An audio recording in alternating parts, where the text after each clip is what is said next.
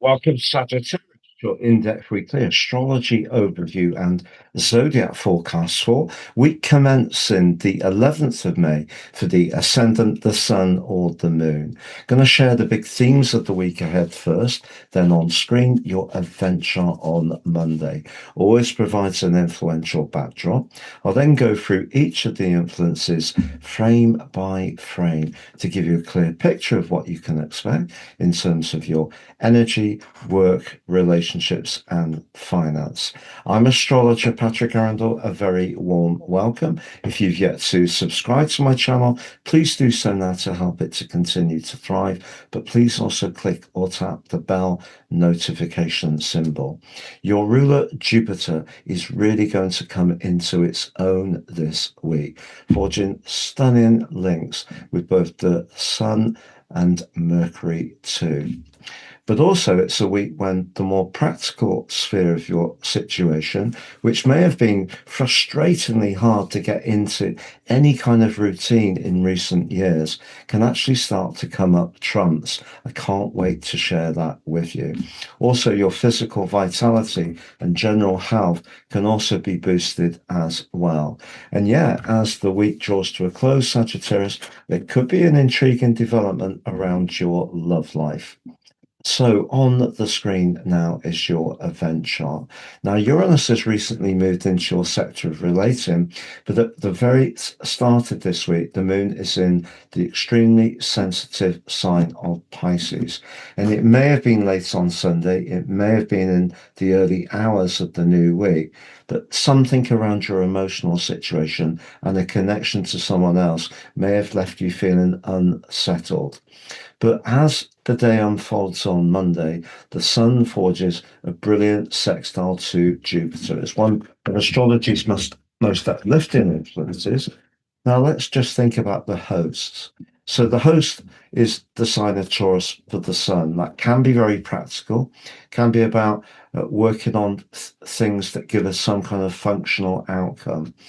And it can be about our vitality. But the Sun in Taurus can also be about our values, our self-worth, and money. So here, you're wanting to make the most of your resources by being very efficient in how you use them, which is a sixth house energy. But Mercury, which rules the sign of Virgo and therefore really appreciates that sixth house, very much about precision. But that precision can help you this week because there is a part of you that I think that really wants to embrace the big picture. So sometimes routine tasks just seem to be so dull. But if you can really focus this week, there's so much you can get done. You can be very productive. And one of the things you can do by analyzing your resources is to squeeze out more value from those you already have. And Jupiter, blessing the Sun with its upbeat and its optimistic vibe, is in the eighth house of your chart, which can be to do with shared finances, but most of all to do with business. So if you're wanting to be more meticulous with looking at your costs and how you could make some savings and economies, Jupiter can provide the uplift for you.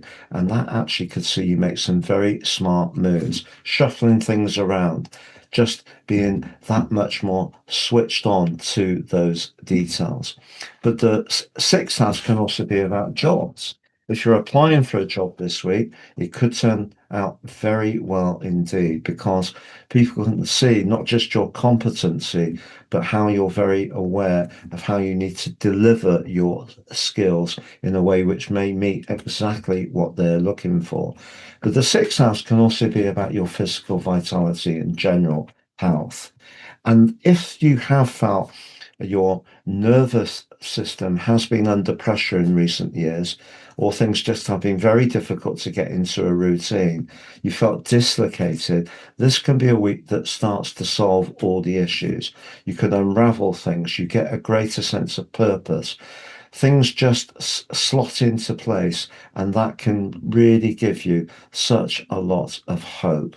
And part of the reason for that is that Mercury merges with the Sun at the heart of this week, a Mercury cazimi, and that part of you that can be a bit dismissive of the details, no, not this week, you're really on it.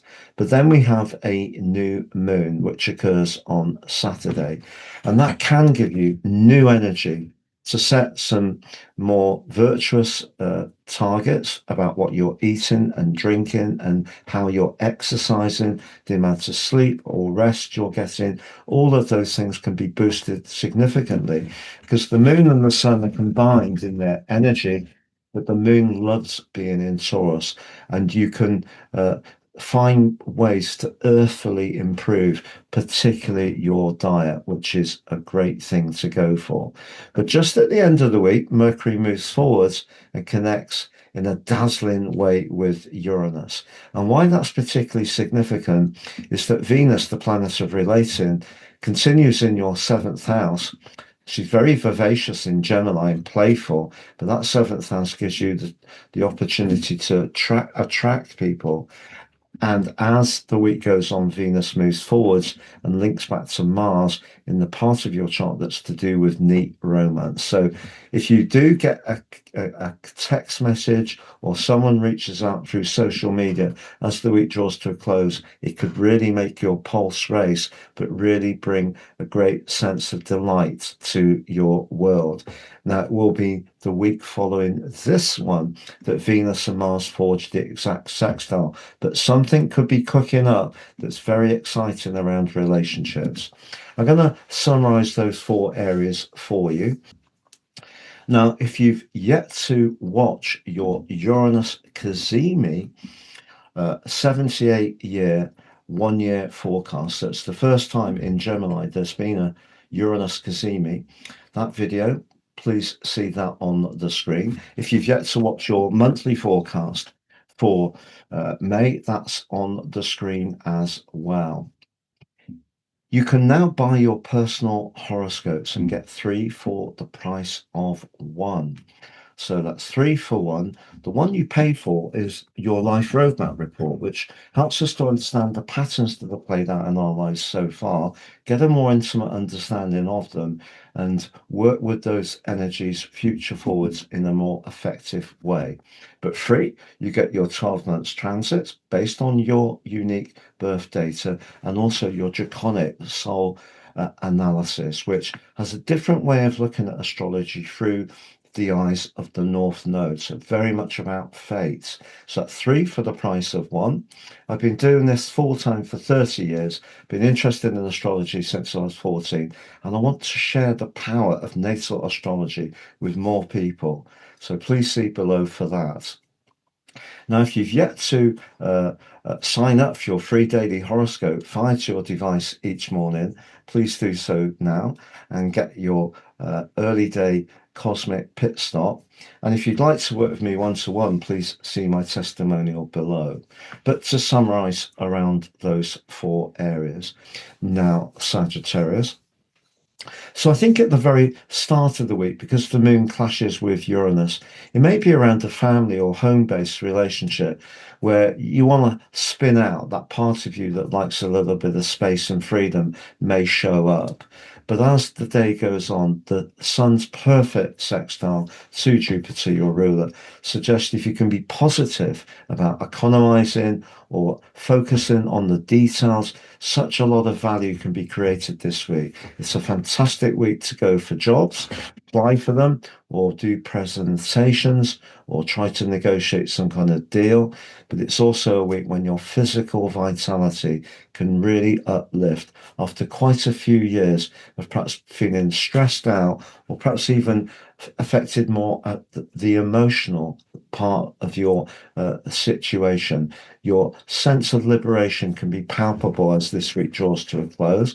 And when it comes to that electric connection around a relationship, it may be reinvigorating an existing tie, but a real sense of excitement can bring the cosmic curtain down on this week. Have a great week, Sagittarius. Thank you so much for joining me, and I look forward to seeing you again soon.